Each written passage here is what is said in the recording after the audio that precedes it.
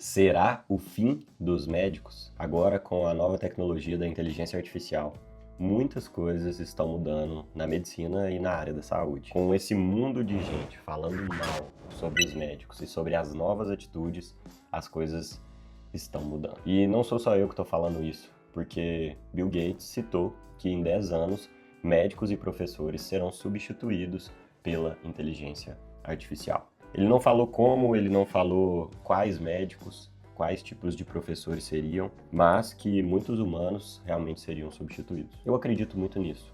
Realmente a inteligência artificial ela vem para mudar o jeito que a gente pensa, que a gente atua e que a gente faz as coisas na nossa vida. E aquelas pessoas que realmente não estiverem acompanhando essa revolução vão ficar para trás. Mas Bill Gates foi extremamente preciso na sua fala, porque ele não deu muita pista. E eu vou te falar hoje, aqui, a minha opinião sobre tudo isso e essa nova revolução, a inteligência artificial, que está acontecendo na nossa vida. Isso não é de hoje, porque durante toda a história da humanidade, as coisas aconteceram com muito medo na população. Durante a Revolução Industrial, isso também aconteceu, porque os ludistas, aqueles que tinham medo das máquinas, eles queriam realmente destruí-las, porque eles tinham medo que elas iriam substituí-los. Mas nada disso adiantou, porque ao passar dos anos a gente pode hoje, e é muito fácil falar isso hoje, quando a gente já está no futuro e olhando para o passado, percebendo que não adiantou nada lutar contra as máquinas, destruí-las, como eles fizeram, porque hoje o nosso mundo é rodeado por máquinas. Nós temos as indústrias, nós temos máquinas na nossa casa, nós temos uma máquina no nosso bolso, e que funcionou muito bem. Na verdade, eles deveriam ter se juntado a elas.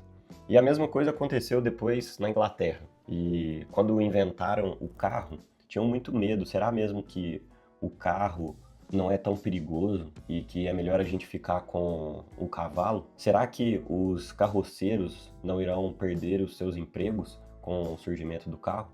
Por um lado até que está certo, mas por outro lado, a indústria automobilística ela trouxe realmente milhares, bilhões de investimento, de movimentação financeira no mercado.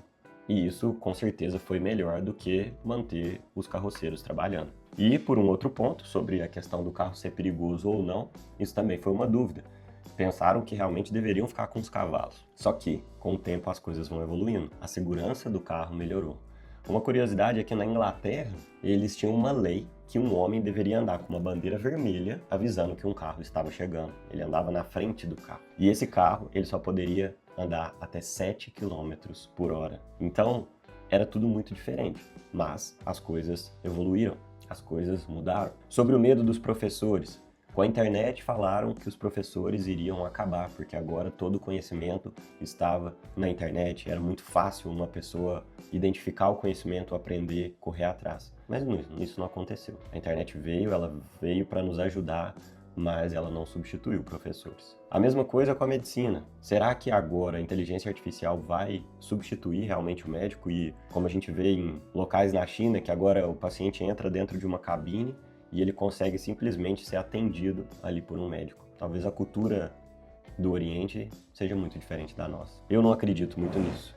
Mas uma coisa que eu sei que é muito importante quando novas ideias vêm para o nosso mundo é que se essa ideia, a princípio, não é absurda demais, então não há esperança e não há espaço para ela. E a ideia da inteligência artificial ela vem como mais uma ideia absurda, como veio a revolução com as máquinas, como veio o carro, como veio a internet, como veio um celular. Quem imaginaria que a gente estaria passando horas do nosso dia com algo no nosso bolso? Será que a gente realmente aguentaria isso? E seria questionável, talvez em 1980, 1990, falar que você andaria com uma coisa ali no seu bolso te incomodando. E hoje é tudo normal.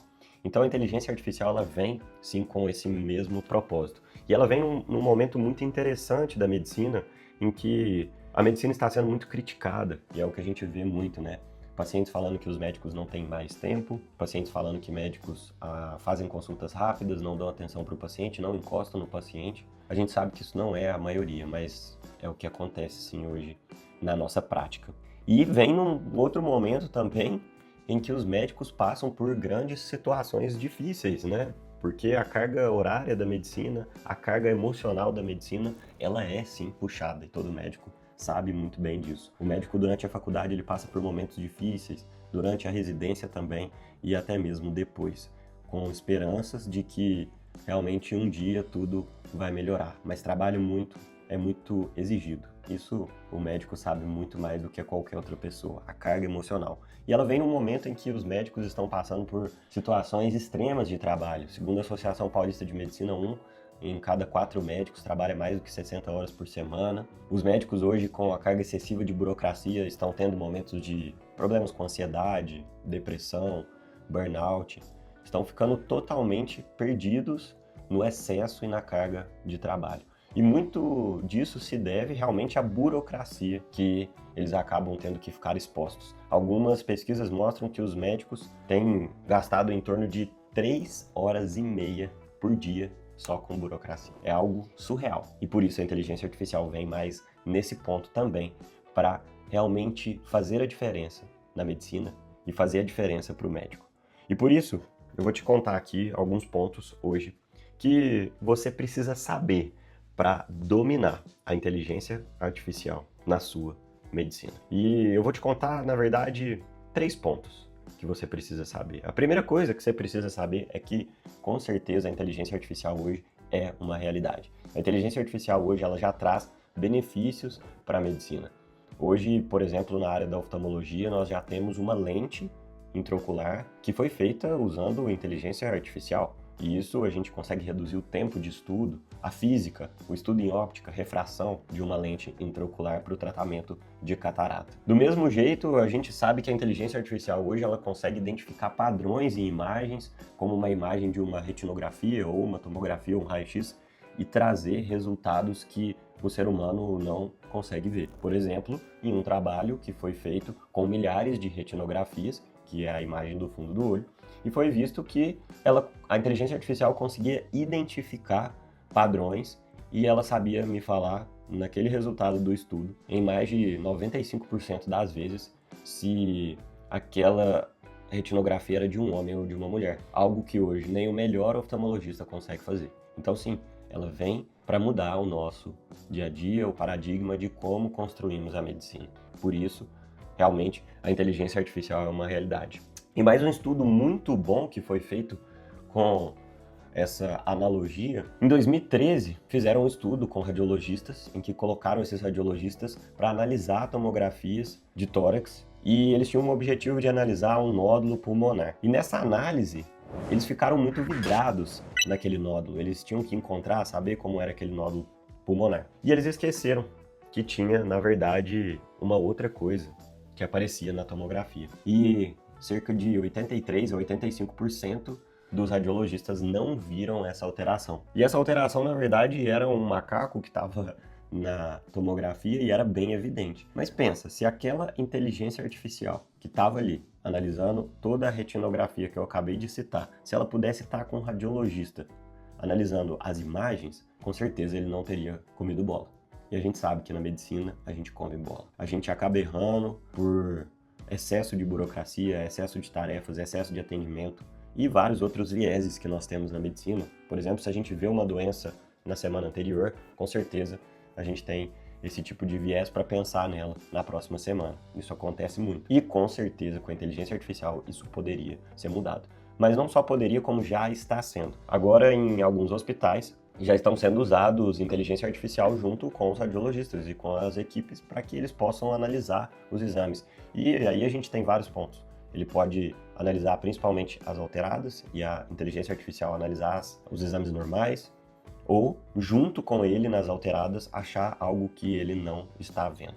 Então, sim, a inteligência artificial, nesse primeiro ponto, é uma realidade para nós médicos. E essa realidade você pode, inclusive, aprender no método do Zero a IA na prática médica, que é onde eu ensino como médicos podem realmente aplicar a inteligência artificial na sua prática e usar, tirar insights, discutir casos clínicos como esse exemplo do radiologista. E a parte da burocracia também, Você pode diminuir o excesso de burocracia no seu dia a dia aplicando inteligência artificial. E para o segundo ponto que a gente entra é que você tem que saber realmente como comandar a inteligência artificial. E é o que muito médico chega para mim e fala: Júlio, a inteligência artificial não traz as respostas que eu quero. Na verdade, o problema não está no médico e nem na inteligência artificial. Ele está no comando, no prompt. O prompt é o comando que ele vai dar para a IA.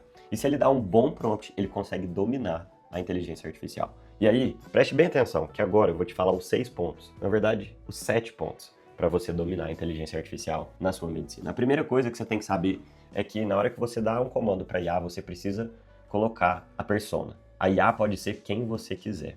Ela pode ser Steve Jobs, ela pode ser um professor experiente que faz a melhor leitura de artigo e ele tem essa experiência há mais de 20 anos. Você define como falar com ela. O segundo ponto é a ação. Quando você vai pedir a IA, você precisa colocar um verbo. O que ela deve fazer naquele momento? Ela vai pesquisar um artigo? Ela vai escrever algo para você? Ela vai criar uma imagem? Ela vai criar um vídeo?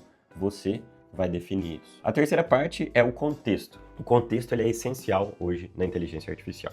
E tudo isso que eu estou te falando aqui não vem somente da minha cabeça, mas uma parte sim. Porque esses 7 pontos eu criei através de vários estudos que eu vi de pesquisadores dentro de inteligência artificial e de grandes empresas. Mas voltando, acabei de te dar um contexto. E é isso que você vai fazer na IA. Você precisa dar um contexto, assim como no internato da faculdade de medicina, nós estamos passando por locais e precisamos discutir casos de pacientes com o nosso professor. Naquele momento eu não posso simplesmente chegar para o professor e falar que o meu paciente tem diabetes. Eu preciso dar todo o contexto. Qual medicação ele usa, se ele é insulino dependente ou não, há quanto tempo ele tem diabetes, se ele está sentindo alguma coisa, se ele já fez outras cirurgias, se ele tem outras medicações que ele usa, qual o histórico pregresso patológico dele. Então, nesse momento, eu estou dando um contexto para definir a conduta. E por isso, às vezes, a IA não te responde certo, porque você não dá contexto. O quarto ponto é o formato. A IA pode te responder em texto corrido, bullet points, tópicos, em parágrafos separados. Você vai definir isso, mas você precisa falar para ela. E isso tem que fazer parte do seu prompt.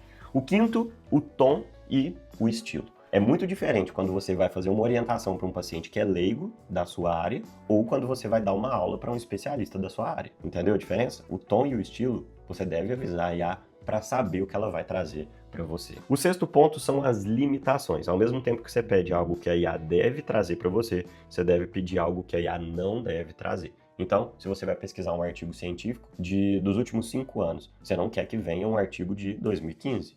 Então, o que você deve fazer? Falar isso para ela. Ao mesmo tempo que você quer pesquisar uma patologia, por exemplo, uma patologia de retinopatia diabética. Você não quer nada do tratamento, você só quer a fisiopatologia. Você tem que avisar a inteligência artificial, senão ela vai trazer artigos sobre o tratamento para você. E o último são os passos. Os passos dentro da inteligência artificial, eles são essenciais, porque a IA, quando você joga contexto demais para ela, ela acaba se confundindo, ou como a gente chama, alucinando. Então, se você dá os passos e faz passo a passo com ela, para trazer realmente aquele conteúdo, organizar em etapas aquilo que você quer trazer, as coisas ficam muito melhores e mais entendíveis pela inteligência artificial. E isso é muito importante você fazer. Então esse é o segundo ponto, a engenharia de prompts, como você deve fazer um bom prompt. Pega esses passos que está aqui e quando você for inclusive utilizar um prompt dentro da IA, joga esses passos e pede para ela te ajudar a criar um prompt. Através disso tudo, eu criei inclusive um agente de inteligência artificial que pode criar prompts para você. E ele vai entender todo esse sistema que eu acabei de citar para você e ele vai passo a passo te ajudando a criar um prompt bem feito para você extrair o melhor. E aí a gente já entra no terceiro ponto, que é, sobre os agentes de inteligência artificial. Os agentes de inteligência artificial são robôs treinados que vão fazer você dominar a IA na sua medicina. Hoje nós temos a possibilidade de criar inúmeros agentes que trabalham em uma tarefa específica para você. Então, vamos dar um exemplo. Eu tenho um agente que cria, na verdade, pesquisa artigos científicos para mim.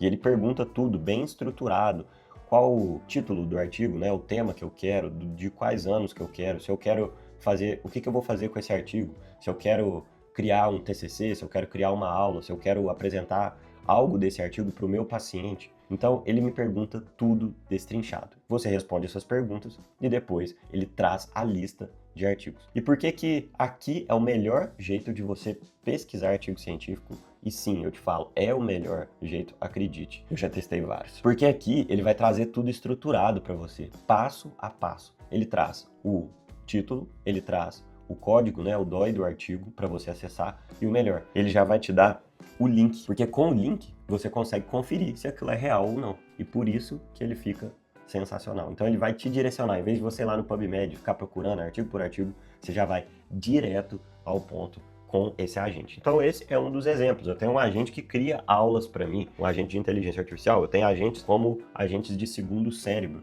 As aulas o médico usa muito, né? Então criar aula para palestras, para residência, por aí vai, é muito bom. Os segundos cérebros de IA, que são agentes de inteligência artificial que pensam junto com você, fazem brainstorm, estruturam. Então você precisa realmente saber como dominar a inteligência artificial na sua prática médica. E esses são os 3 pontos. Saiba, a inteligência artificial ela está mudando a nossa medicina. E se você realmente quer transformar a sua medicina, não se esquece também, se gostou desses 3 pontos, dá o like, se inscreve aqui no canal. E vamos junto nessa, porque a medicina será mudada com a inteligência artificial.